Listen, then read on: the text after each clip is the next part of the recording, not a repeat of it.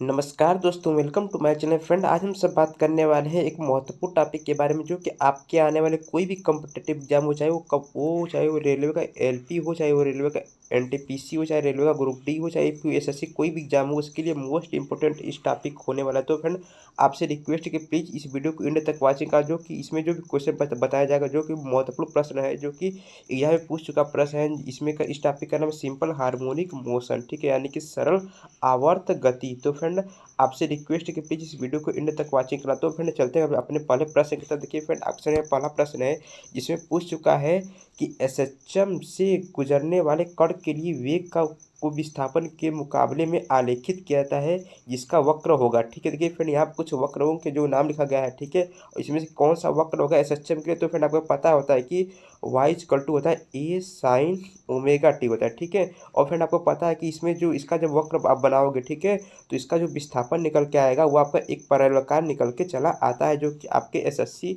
2019 में पूछ चुका प्रश्न है। ठीक है, तो फ्रेंड, आपके सामने अगला जो प्रश्न है, इसे पूछा है कि एक कण सरल आवर्ती गति पूरा कर रहा है, महत्तम विस्थापन कब हुआ। ठीक है, महत्तम विस्थापन पर इसका त्वरक है। ठीक है, देखिए फिर आपको पता है कि फार्मूला होता है वाई एक्सेलरेशन बराबर प्रोपोर्शनल होता है माइनस आपका विस्थापन होता है। ठीक है, और फिर देखिए यहाँ पे लिखा गया है कि महत्तम विस्थापन पर इसका त्वरक क्या होगा। देखिए फ्रेंड, यदि इसका मान मैक्सिमम होगा तो आपका प्रोपोर्शनल जब हो तो एक अभी मान क्या होगा, उससे मैक्सिमम निकल के चला आएगा, यानी कि ऑप्शन आपका सी आपका सही है, जो कि आरआरबी एलपी टेक 2018 में पूछ चुका प्रश्न है। ठीक है, तो फिर आपसे अगला जो प्रश्न है, इसमें पूछा है कि किसी पिंड के अपनी माध्य स्थिति से अधिकतम विस्थापन को क्या कहा जाता है। ठीक है फ्रेंड, अपनी माध्य स्थिति पर अधिकतम विस्थापन को, ठीक है, देखिए फ्रेंड, यदि कोई पिंड है, ठीक है, सपोज कोई यहाँ से जाते फिर यहाँ पर फिर यहाँ पर आए, ठीक है, तो फिर इसका जो अधिकतम जो विस्थापन होगा, इसको क्या कहते हैं, हम आयाम कहते हैं। क्या कहते हैं, आयाम कहा जाता है, जो कि आरआरबी एनटीपीसी 2017 में पूछ चुका प्रश्न है। ठीक है, तो फ्रेंड, ऑप्शन अगला जो प्रश्न है, इसमें पूछा है कि यदि एक साधारण लोलक के धातु का वाष्प, ठीक है, लकड़ी के वाष्प में बदल दिया जाता है, तो इसकी समय अवधि पर क्या प्रभाव पड़ता है, यानी कि इसका टाइम पीरियड का मान पूछा गया है। ठीक है, देखिए फ्रेंड, देखिए फ्रेंड, आपको पता है कि टी इक्वल टू होता है 2 पाई अंडर रूट में एल बाई जी होता है। देखिए फ्रेंड, इसमें कहीं एम दिख रहा है, इसमें जो जो आपका होता है टी, या एम के ऊपर डिपेंडेबल नहीं होता। ठीक है, यानी कि चाहे आप 2 केजी का चाहे पिंड लाओ, चाहे 5 केजी का पिंड लाओ, उससे कुछ भी फर्क आवर्तकाल पर नहीं पड़ेगा। ठीक है, यानी कि यथावत रहेगी, यानी कि ऑप्शन आपका ए आपका सही हो जाएगा, जो कि आरआरबी एलपी टेक 2014 में पूछ चुका प्रश्न है। ठीक है, तो फ्रेंड, आपके सामने अगला जो प्रश्न है, जो कि मोस्ट इंपोर्टेंट प्रश्न होने वाला है। ठीक है, तो ये फ्रेंड, इसे पूछा कि यदि एक सरल दोलक का 1 सेकेंड में दोलन एफ है एवं लंबाई उसकी प्रभावी लंबाई एल है, ठीक है, जी गुरुत्वाकर्षण त्वरण है, तो समय अवधि टी है, तो इसमें कौन सा रिलेशन सही होगा। तो फ्रेंड, आपको पीछे बता चुके हैं टी इसका क्या होता है 2 पाई अंडर रूट में एल बाई जी होता है। ठीक है, अब इसके हिसाब से यदि आप देखोगे तो इसका जो आंसर निकल के चला आएगा वो यहाँ पर डी निकल के चला आएगा, जो कि आरआरबी एलपी टेक और बीपीएससी में पूछ चुका प्रश्न है। ठीक है, तो फ्रेंड, आपके सामने अगला जो प्रश्न है, इसमें पूछा है कि एक लड़की झूले पर बैठकर झूलती है, जब लड़की, ठीक है, खड़ी होकर झूलती है, तो झूलने में लगने वाले समय का मान क्या हो सकता है। देखिए फ्रेंड, ये सपोज कोई, ठीक है, यहाँ पर झूला है, ठीक है, और जैसे तो ये आपका झूला कि यहाँ पर एक लगा है इस तरह से आपका मतलब कि रस्सी, ठीक है, जैसे लड़की इस पर खड़ी होती है तो इसकी जो प्रभावी लंबाई हो जाएगी, क्या होगी, प्रभावी लंबाई आपका कम हो जाएगी। जैसे ही प्रभावी लंबाई कम हो जाएगी, इसकी जो आपको पता है कि टी प्रोपोर्शनल क्या होता है, अंडर रूट में एल के प्रोपोर्शनल होता है। जैसे ही एल का मान कम होगा तो टी का वही मान ऑटोमेटिक कम हो जाएगा, और इसके हिसाब से आप क्या हो जाएगा, आपका आंसर आपका ए आपका सही हो जाएगा। ठीक है, तो फ्रेंड, आपका अगला जो प्रश्न है, इसमें पूछा है कि एक सामान्य हार्मोनिक चाल से गति कर रहे एक कण का अधिकतम त्वरक कब होता है। त्वरक होता है जब वह अपने से होकर गुजरता है। ठीक है, इसमें पूछा गया फ्रेंड कि अधिकतम त्वरक इसका कब होगा। ठीक है, देखिए फ्रेंड, ध्यान देना, ठीक है, जब किसी भी पिंड का अधिकतम त्वरण तब होगा जब उसका क्या होगा, मिड पॉइंट, ठीक है, जब उसका विस्थापन अधिक होगा। विस्थापन कब अधिक होगा, जब उसका अंतिम पॉइंट पर पहुंचेगा तभी, यानी कि उसका क्या होगा, जब वो अंतिम बिंदु पर होगा तब उसका क्या होगा, मैक्सिमम त्वरण होगा। ठीक है, और डायरेक्शन क्या होगा, डायरेक्शन आपको पता है कि हमेशा क्या होता है, विस्थापन के विपरीत होता है। ठीक है, तो फ्रेंड, इसके हिसाब से आपका डी आपका सही हो जाएगा। ठीक है, तो फ्रेंड, ऑप्शन अगला जो प्रश्न है, इसमें पूछा है कि एक लड़की झूले में खड़ी है, ठीक है, जब वह बैठ जाती है तो झूले का आवर्तकाल पर क्या प्रभाव पड़ता है। देखिए फ्रेंड, अभी पीछे बताया इसका जस्ट अपोजिट क्वेश्चन था। इसमें देखिए फ्रेंड, इसमें कहा बैठ जाती है, ठीक है। देखिए बैठने पर क्या होगा, एल जो प्रभावी लंबाई होगा वो ऑटोमेटिक बढ़ जाएगी।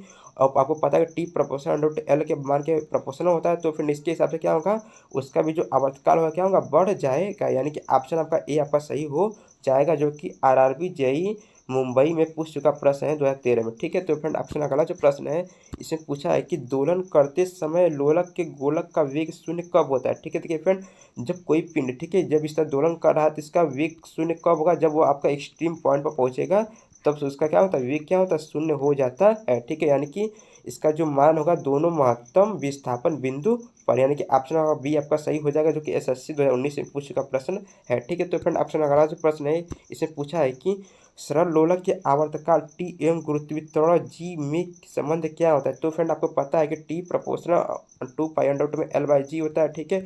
जब आप दोनों तरफ से इसका स्क्वायर करो तो यहाँ पर आप ही आपका यहाँ पे स्क्वायर हो जाएगा और यह आपका अंडर रूट हट जाएगा। इसके हिसाब से आपका बी आपका आंसर से निकल के चला आएगा, ठीक है। T square proportional L by g निकल के चला आएगा, ठीक है। तो फ्रेंड ऑप्शन अगला जो प्रश्न है, इसमें पूछा है कि सरल लोलक का आवर्तकाल दोगुना हो जाता है, ठीक है, जब यदि इसकी लंबाई दोगुनी कर दी जाए, फिर इसकी बाप का द्रव्यमान दोगुना कर दी जाए, या फिर इसकी लंबाई चारगुनी कर दी जाए, फिर इनमें से कोई नहीं, ठीक है। तो फ्रेंड इसके हिसाब से आपका आंसर सी निकल के चला आएगा। जब इसकी लंबाई आप जैसे ही आपका 4 गुना करोगे तो यह अंडर रूट के बाहर निकल के यहाँ पर 2 का गुणा मल्टीप्लीकेशन लेगा, जो कि इसकी लंबाई, इसकी जो आवर्तकाल क्या करेगा, दोगुना कर देगा, ठीक है। जो कि आरआरबी ग्रुप डी में 2018 में पूछ चुका प्रश्न है, ठीक है। तो फ्रेंड ऑप्शन अगला जो प्रश्न है, फ्रेंड इसमें पूछा है कि जब सरल लोलक का आयाम बढ़ाया जाता है तो इसका आवर्तकाल पर क्या प्रभाव पड़ता है। देखिए फ्रेंड, जब सरल लोलक का जब भी आयाम बढ़ाओगे, ठीक है, तो उसका आवर्तकाल भी क्या होगा, बढ़ जाता है, ठीक है, ध्यान देना, ठीक है। जो कि आरआरबी जेईई गुवाहाटी में पूछ चुका प्रश्न 2014 रहेंगे, ठीक है। तो फ्रेंड ऑप्शन अगला जो प्रश्न है, इसमें पूछा है कि सरल आवर्त गति करती हुई वस्तु की स्थिति ऊर्जा अधिकतम किस स्थिति में होती है, ठीक है। देखिए फ्रेंड, आपको पता है कि जब भी कोई पिंड इस तरह सरल आवर्त गति करता है, ठीक है, तो उसका जो स्थिति ऊर्जा कब मतलब मैक्सिमम होगी, जब वो आपका एक्सट्रीम पॉइंट पर पहुंचेगा तब। यानी कि इसके हिसाब से यदि आप लोगों तो अधिकतम विस्थापन की स्थिति पर क्या होगी, इसकी जो पोटेंशियल जो एनर्जी होगी क्या होगी, मैक्सिमम होगी, जो कि आरआरबी एलपी और रेलवे जेई में 2016 में पूछ चुका प्रश्न है, ठीक है। तो फ्रेंड ऑप्शन अगला जो प्रश्न है,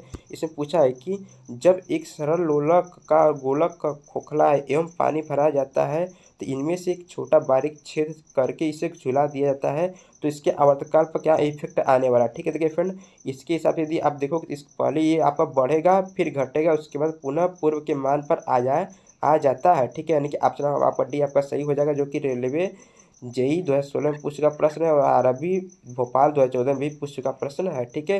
तो फ्रेंड आपके लिए मेरा मोस्ट इंपॉर्टेंट प्रश्न होने वाला है, इसको हमेशा याद रखना, ठीक है, कभी पूछ सकता है, ठीक है। तो फ्रेंड आप ऑप्शन वाला जो प्रश्न इसे पूछा जाता है कि किसी सरल लोलक को किसी पहाड़ की चोटी पर ले जाया जाता है तो उसका आवर्तकाल पर क्या इफेक्ट आता है, जो कि आरआरबी जेई 2019 में पूछ का प्रश्न। देखिए फ्रेंड, ये आपको पता है कि जैसे हम ऊपर जाते हैं तो हमारा जो जी का मान होता है हमेशा घटता जाता है, ठीक है।